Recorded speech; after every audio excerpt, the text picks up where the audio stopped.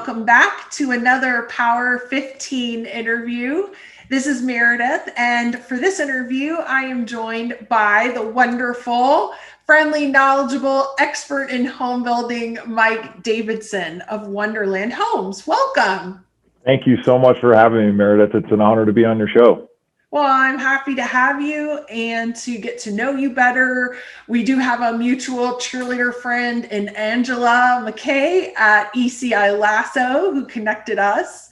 So thank you, Angela, right. And shout out to them.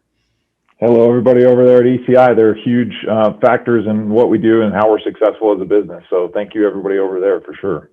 That's right. So tell everybody a little bit more about yourself, your background in home building, your company. Give us the lowdown. You betcha. So I am working for Wonderland Homes here in Denver, Colorado. We are a Colorado-based 55-year-old business. We've been operating in markets like Boulder and Denver and northern Colorado, like Fort Collins, relative to folks that maybe know the market. And so it's a 36-person company. We're a smaller, privately held builder. I work for some amazing gentlemen that privately own our company. And so my perspective on the type of culture that we offer is, we're a passionate builder about providing a great customer experience. Our tagline is it's about character. And so I believe that I was brought to the company to help expand on that name. And so I'm the vice president of sales and marketing. I lead a sales team. I also lead all of the marketing efforts for our company. And so prior to me being here, we were kind of the best kept secret in the Denver metro area. And so my goal has been to really let the secret out, and so my background comes from the marketing side. I started in 2005 in the business for a wonderful company called Standard Pacific Homes, which a lot of people know out there, turned into Cal Atlantic Homes and now Lennar. And so I learned from my experiences, and that was the longest tenure. I spent 8 years at the home builder there through the recession. The biggest story that I learned there, and I guess the real infusion into my knowledge in the industry was storytelling, right? And how can we really dig into the great things that we as a company do and expand on that knowledge and educate the consumer about what makes us different as a home builder. And so Standard Pacific was amazing at that. I also worked, Meredith and I were talking a little bit before the call, with Century Communities. I grew up as a marketing coordinator to a marketing manager, and at Century I was the director of marketing. And of course, during the recession, we all did a lot, right? And so I sold on site. I got to start a couple of online sales programs and be the online sales counselor while doing marketing with a tiny budget, back in the good old days. And then I learned a lot and expanded. So came into the sales leadership position in 2015 with another small local builder here, was recruited during all of that to Wonderland Homes. And I'm just so honored to be on your show, to be able to share a little bit of what I know. I've got a lot to learn, but it's been a good 15-year run so far. And I feel like I've been through a lot. So I'm excited to share. Yeah, that's how I felt when the COVID situation blew up in March. I thought, well, I've been in the industry just about the same amount of years you have, maybe a couple more. And I thought, well, this is really my third major disruption. I had just gotten in after 9/11, then 2008, and now 2020. And I thought, okay, I've survived a lot. I could survive this one too. So there's something to those experiences. While not pleasant, they are very informative, shall we say. That's absolutely right. And you have to roll with the punches and be willing to change and adapt and pivot and learn, right? That's right. Well, it's interesting to me that you use the word storytelling as one of your big takeaways from your early years in your career. Because honestly, and I say this 100% without you bribing me or coercing me in any manner, when I reviewed your website for our interview, you all are doing storytelling masterfully. Thank you. And I really see it in your images that you're using on your site. I have a a very particular sense of what I like in a good image. Very particular, because I'm so tired of bad images. And the way you are doing a really good job at storytelling. Any tips on that or thoughts you could share about how you guys achieve that? Well, of course, I couldn't go along without saying that my good friend here from Colorado, Eric Lucero, is our major photographer. I know that his name is out there in the industry. He does a ton of photography for a lot of different companies around the country. An award-winning photographer a million times over, probably. And so we've been very lucky to work with Eric. And with that, coaching him in understanding who we are, as the marketing leader, helping him understand that for us, it's about character, right? And so we put a little bit more time and effort into the architecture and how the exterior of the home lives. And so that's a big part of what you'll see when you come to our site is understanding the character behind the exteriors and the architecture of the home. I was very fortunate beyond that to work with a gentleman I hired from the news. He was a news producer. His name was Garrett, and he worked for our company. It was an awesome find. If you out there are interested in finding a great marketing coordinator type person and looking for a producer, I don't know how this happened, but I got so lucky through a bunch of other networks of mine that he ended up working for me, and he was a videographer. He was a copywriter. He created and just made videos as an employee of our company.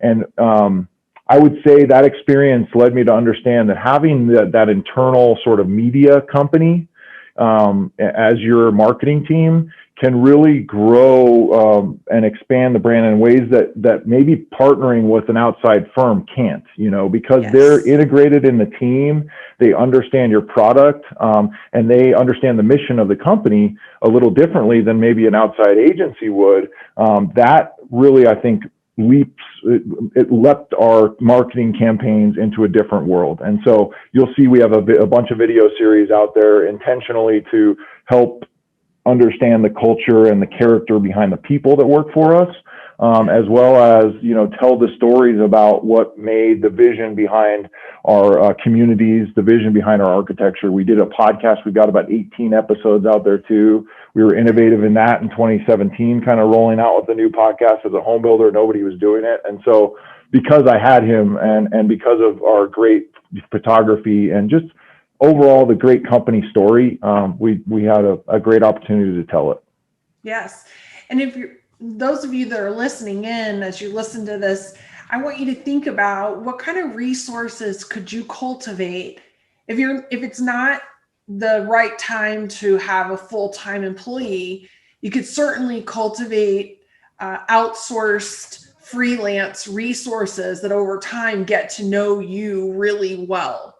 That is easy to do, and you'd be surprised at how affordable that can be. Yep. You'll go through a lot of people to find the right one, but when you find it, hold on to them.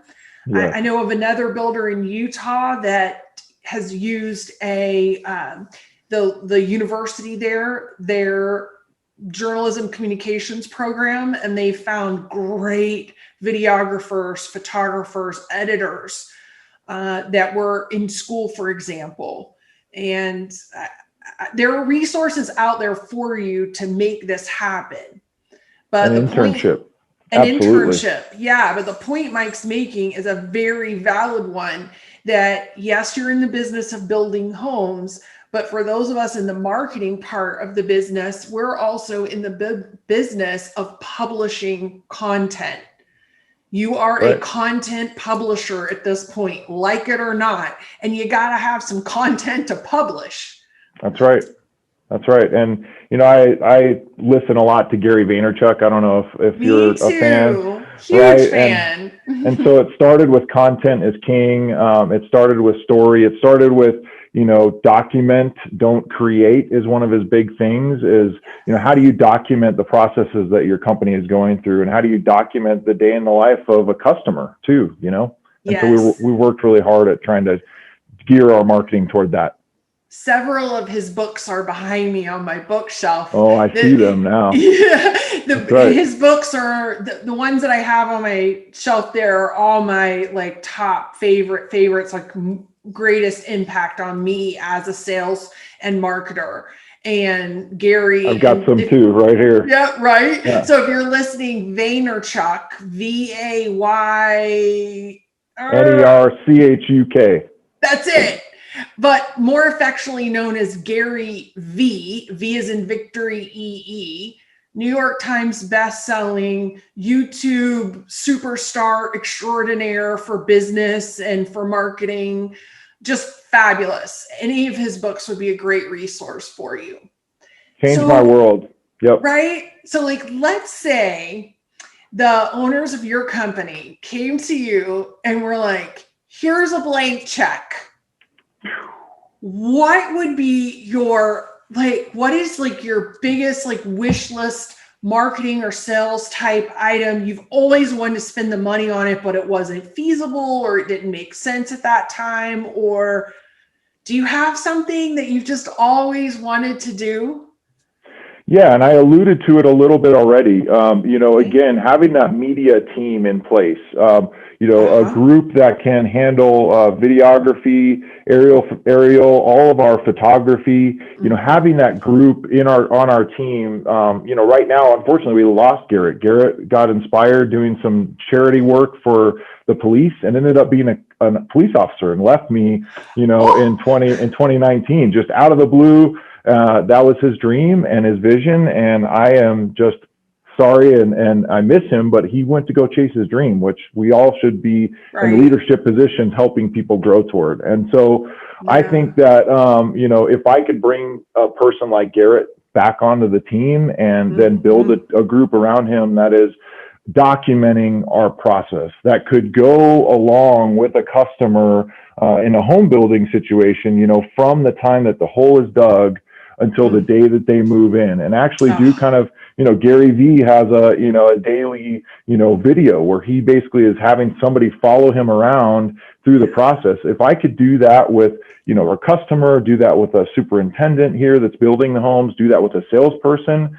warranty representative, if the outside world could see really what, how much passion we bring to the world and what we do, and changing people's lives and building memories in a home. If people could see that from the outside, that would, I think, be the most special thing that I could do with a blank check. Yeah, it really would. I remember I grew up in Orlando, Florida. And so I now live in Raleigh, North Carolina. We moved here in 2010 to get to higher ground because Orlando was ground zero for the housing collapse. But I grew up in Orlando. So my dad worked for Disney in human resources for many years. So I've been to all of the Disney theme parks many times over. And of course, one of them in Orlando is Epcot. I don't know if you're familiar with it, but they host an annual food and wine festival every October. Okay. And if you've ever been to Epcot, they have all the little vignettes of different countries kind of, and they call it around the world. It's around a man-made lake, and you go to each country. And during this festival, you get 2 or 3 wine pairings and 2 or 3 little hors d'oeuvre appetizers at each location. And by the time you're done at the last world, you've had yourself a really good time. At the last country, I mean, you've had yourself an excellent time. It is time to call Uber. So let's get some water, go home. Yes. Yeah. We need a bottle of water and go home. And the day that I understood what Gary V was saying about documenting behind the scenes was the day that Epcot published their behind the scenes of the Epcot Wine Festival. And they documented on their blog how many bottles of wine, how, there's tunnels underneath Epcot and Disney, and that's how the employees get around, because you never see anybody carry a trash can through the theme park ever. Right. They just pop up with a trash can. And it documented the entire festival behind the scenes, how many little hors d'oeuvres, how many chefs, how many hours, how many wine glasses. And as somebody that's been to it year after year, I couldn't eat it up fast enough. Ha ha. Like I was, because I was a fan of it and I wanted to know how were they pulling all this off with us seeing none of the commotion and the chaos. And that was the day I learned, hey, behind the scenes, day in the life content. That's right.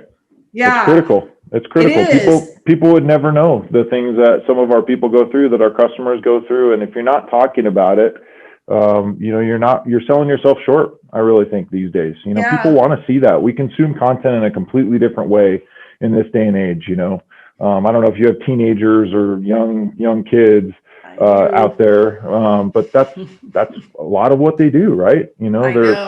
They're learning what people go through in their life. We communicate differently nowadays. We learn how to live differently these days, and there's so much information out there. So that's one thing I would, want to talk about at some point too. At what point is it too much? But if you're not talking about the great things that you're doing and showing people what it looks like day to day, then they may not care as much, I'd say. Yeah. So those of you listening in, just think about it from this perspective. What might be stopping you from doing this is you're thinking, well, nobody really cares. Like, I don't even care. It's boring. It's who's going to read that? And you'd be shocked. Like Mike's 100% right. My 12-year-old son, this is all he does. And he comes to me with the craziest facts about stuff. And I'm like, how did you learn that? And it's YouTube. I'm like, what? You watch something on that? Because that sounds really boring, and he did. He knows how such and such oil was made or whatever. I'm like, what are you doing? So you'd be so surprised. It's not just kids, it's adults as well. This is how we spend our time, is learning these things that are behind the scenes. So where is the line then of enough versus too much? You tell me, Meredith. I really think that, as long as you're being truthful, as long as you're showing, a real process. And again, Gary's line is document, don't create. So the line, I think, is when you start overthinking it and trying to paint this dramatic picture about what you do, or even kind of be fake and scripted. I draw the line there. Like, I'd really like to find a real conversation with somebody, and don't be afraid. Like you said, I think there's a lot of fear behind doing that, especially with some of the bigger companies out there. And I think the world is changing now to where people are more accepting of mistakes and failure, and being able to showcase some of that, so that you become more authentic. I think buyers want authentic these days, right? They really do. I think we creep right up to the line of legal, unsafe, anything that would cause us a legal issue of some sort. And as long as we stay behind that line, humanity and giving it a human touch is probably a very welcome thing. It's all in how it's handled and what you do next, of course. But yeah, I'm with you. I would completely agree. So what do you think, we've got to get through fourth quarter 2020. And let's face it, it's going to be a doozy. Come on now. Take a deep breath. Let's take a deep breath. Hold on, everybody. And then I think a lot of people kind of feel like, I see a lot of Facebook posts, and they are somewhat tongue in cheek. Like, I just want 2020 to be over, but I don't think we're going to wave a magic wand on New Year's Eve and just press a reset button on January 1st, 2021. So as you're doing your planning for next year, without giving away anything that you shouldn't, what are some areas you're focusing on? What are things you're watching out for? Just kind of what are your priorities next year? You got it. So generally, to your point, I think the world has changed, and I think there are going to be absolutely things that will not go back to the way we used to sell homes and market homes, and the model home thing is totally different now, and people have now just gotten used to and evolved into a consumer behavior that says we can get whatever information we want when we want it, and we would buy from somebody that's able to give that to us, right? And so generally that's kind of where my mind is heading. So we're working a lot on, unguided or what do you call it? Unmanned, self-guided tours. Yeah, right. good. Unmanned model homes. How can you enter into a model home and not have to talk with anybody, right? How much content can we put out there about our home, videos and virtual reality type, products where people don't have to interact with another person? There's all kinds of reasons why that is going to be the case, but mostly because people are more cautious these days, and they're already getting that kind of information for, buying a BMW online, right? You could go build a BMW today and price it out, pick every option. It gets delivered to your house in a couple months, right? Or a couple days in some cases, if it's the right one. You can buy a car from a vending machine. It's called right. Carvana. Right? I've never done it, but I was in one of these interviews, I brought it up and the person said, that's how I just bought my car. And I was like, no way. It's insane. And so, one of my son's friends who's 20, was looking at Carvana, and it got me just so excited that, that's the way the world is going. And what I'll say, Meredith, and this, is that real estate has always been 10 or 15 years behind, always. Or maybe 5 years behind the bigger companies, the publicly traded and bigger consumer product companies. Why can't we be a consumer based product business? Yes, it's the biggest purchase you'll ever make in your life. Yes, most people want the tactile opportunity to touch and feel a home, and come in it, and you have to live there, and you have to truly feel comfortable being in your space. So it's a big decision. I get it. And we have to, combine some of those, thought processes, but we're looking at things like, instant, mortgage calculation when you add an option or build in a type of flooring or put cabinets in your home, and I know that we're, as a company, behind that. And there's a lot of companies out there that are doing that. You can go through a virtual experience and design your home online, and right there, you have a calculation of how much it'll be in your mortgage payment every day. So that's a big one, I think. Unassisted model home tours, virtual experiences we're really focusing on, and then just training our people. I've got a great team, I will say, and there are a ton of great salespeople out there, and we're teaching old dogs new tricks in a lot of cases. These are great salespeople that understand the process of making and building a relationship with somebody and making this a relational process.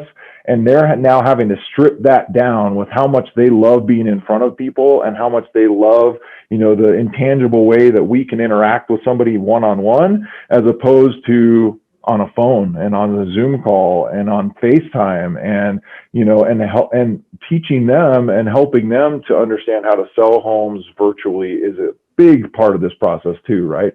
It really is. It is. And the way that I like to think about what you've said is this idea. We discussed this couple months back on the Builder Town Hall monthly Zoom thing that I do with Angela and Matt and Carrie. We have a little team. We kind of started right after the pandemic hit and just started hosting free meetings for anybody that wanted to come and just. They were awesome. Great. I appreciated it so much. Good. Thank you. I'm so glad you got to attend some. So a couple of months ago, we talked about reducing friction. And I think that's what you're saying, is that you're going to give more information upfront than ever and reduce the friction or the pain point of, I have to call somebody, I have to reach someone to find out certain pieces of information. Now, I don't want our salespeople to get worried or scared listening to this, like they're getting replaced. Because I don't think they're getting replaced. I mean, I remember realtors 20 years ago thinking that they were vulnerable when the internet came to be, and you're still here. That's so right. New home sales agents, you're still going to be here too, and you're going to be more valuable than ever. But I think their role is shifting a bit. You want to speak to that and kind of give us your thoughts on how do they fit in if you've got a completely rendered virtual model home already on the website, or you've already got some option pricing on the website? Yeah. So once again, I think people, consumers buying homes, spending, let's call it 300,000 to $5 million, whatever, depending on what market you're serving, want that tactile experience. As I was saying, they want to be able to touch and feel and walk through and live in, the product. So they're going to have to come do some piece or part of this, in person, I think. We've sold a couple of completed homes, virtually, and they haven't come to visit until they close on the home. But that's going to be few and far between, I think, Meredith. I think the salesperson's role will truly be to walk somebody to that home site, to allow them to look at the view that they're going to be enjoying for 2, 5, 20, 40 years. And really, they're making a purchase that's lasting. And being able to decide where your son and daughter are going to sleep is a really big decision for most people. I will say that there's going to be a part of our buying public that don't need that won't want that. But I would say 90% or more will. And so it's the salesperson's ability to, bring that person around, to help sell that vision, to help sell that dream to somebody in person, one-on-one, that they're good at after they've done all the research, right? I know, right? So they're going to come in armed with more knowledge than they ever in the past. And of course, we've been saying that since the, internet came around. But I think now more than ever, people are going to be really getting to that almost buying decision. And all it's going to take is a good salesperson that, can bring them to that home site and really finalize that dream for them. Yeah, I think the salesperson role is number one, to be the face of the builder, to give a personal person as the representative of the builder that this person's been looking at online and stalking and watching the video and watching how many times, they say average 11 times on your site before they make their first contact. So they've been on there many times and they're already kind of in love with you, so to speak. Yep. They're a fan on some level, or they would have eliminated you already. So the salesperson, you're the face of the brand. And then 2, you are the person that's going to build the relationship and build the emotional side of the sale. 100%. Because everything that gets done online we're all very analytical.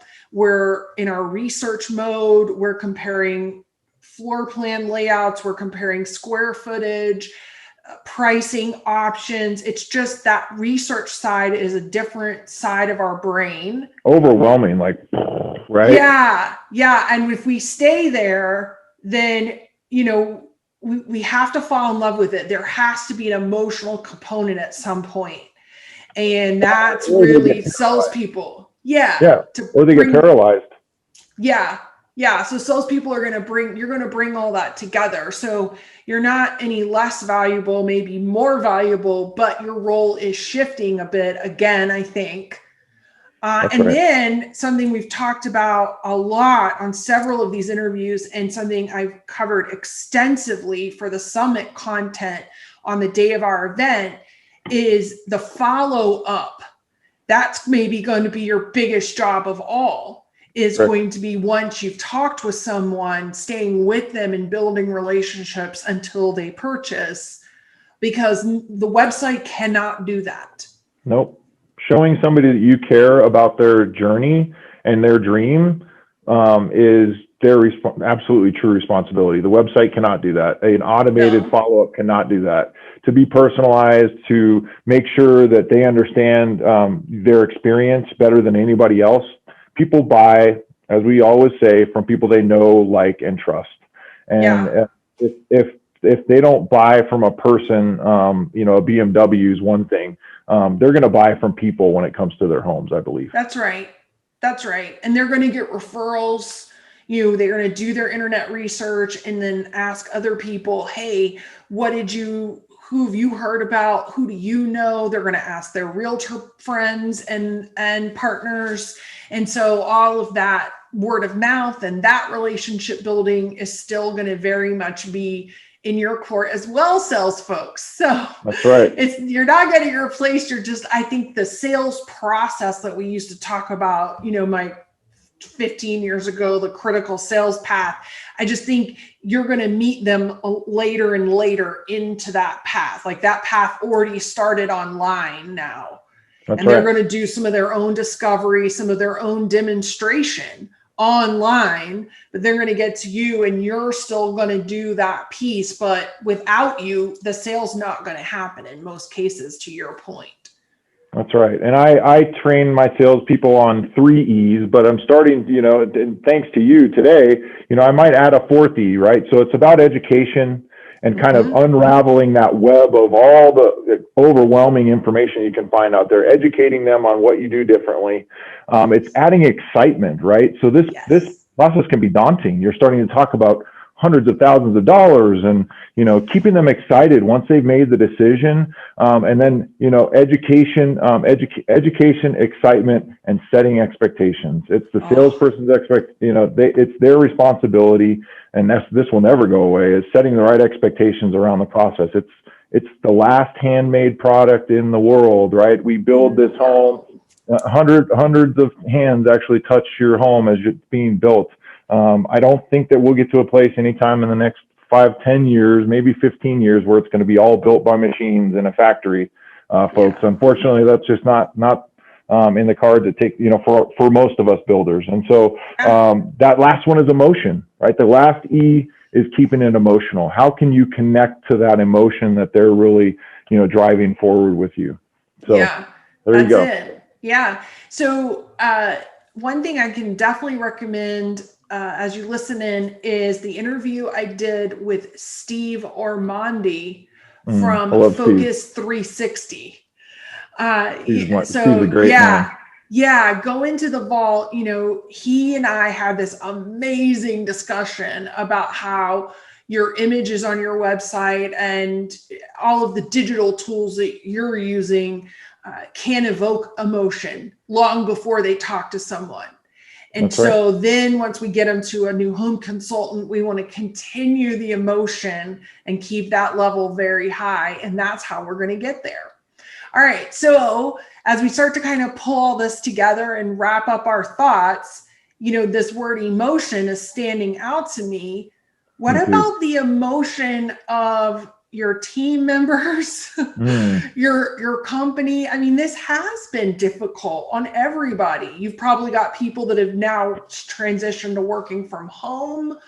Tell me about what it's been like and some maybe lessons you've learned or tips, anything on maintaining your character culture through a trying time when everybody's a little on the stressed out side, personally, professionally. Yeah, so it has been very hard. People are dealing with things that they haven't had to deal with, sometimes ever in their life, right? They're losing loved ones. Things are going on in the world that, you just can't really even cope with some days, right? And so I think for us and kind of one of the things that you brought in here is, for me specifically, it's about grounding myself, right? The morning routine thing for me has helped me to bring the right energy to our team and to our company, and really letting people know that I'm doing that, leading by example, and helping our team to kind of, ground yourself every day, have a routine, try and stay away from the mess that's out there a little bit for at least the first part of the day, right? Don't pick up your phone first part of the day. So really, sending that message and being that light for folks, whether or not they take it from you and do it, that's been number one.